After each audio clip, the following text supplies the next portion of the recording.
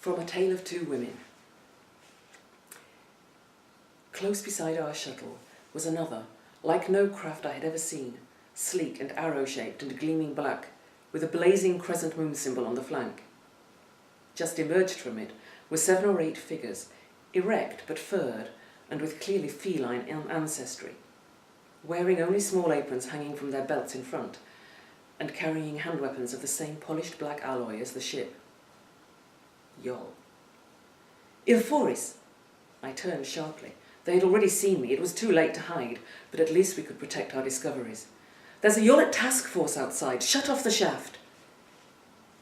Halfway across the floor towards me, he did not hesitate, but raced back and set off the mechanism which would draw the ladder back to the surface, at the same time calling out rapid instructions to Vlath, who happened to be holding the computerminal.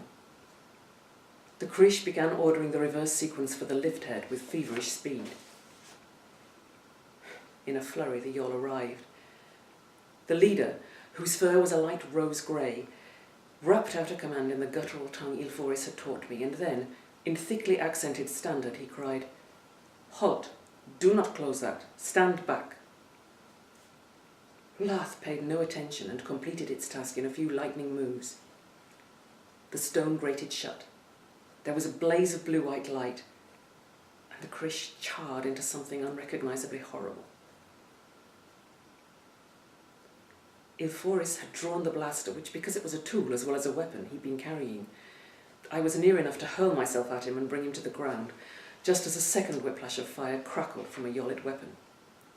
It passed over us, and we lay still, holding our breath until the leader spoke again. "You will throw your weapons over here. Then you may stand up." We obeyed. Shakily, I muttered an apology to Ilforis. To my mind, surrender had been the only sensible move, for we were too heavily outgunned to have a hope of winning a fight.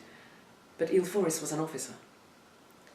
However, he flashed me a telepathic message which held no rancor, only a mild amusement. "Don't apologize for saving my life. But Tanya, if you get the chance, run. I have to try to deal with them, and I can do that more easily if you were out of the way." I gave a fractional nod to show that I'd understood, carefully not looking at him. My attention was on the grey-furred Yolet leader, who now approached, and took up an arrogant stance just out of reach of any move we might make. "Your companion was very foolish. You will be more intelligent. If you wish to live, you will of course show us the way to the lower levels." I laughed. "Of course, just as soon as we find it ourselves. The Krish had made the discovery. It was a scientist, we are not." "So, and who are you?" Ilforis spoke then. "Dr. Chastel is an archaeologist and a civilian. I hope she will be accorded fair treatment as a non-combatant." "Oh, very fair."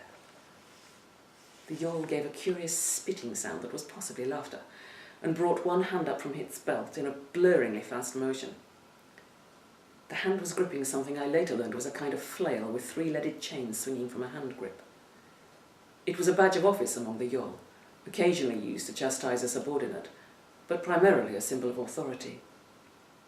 All I knew then was a stinging blow across my face. Ilforis gave an inarticulate cry and moved towards me, only to pause as a warning crackle of blaster fire flashed past his shoulder. And if you want to know what happens next, you'll have to buy the book.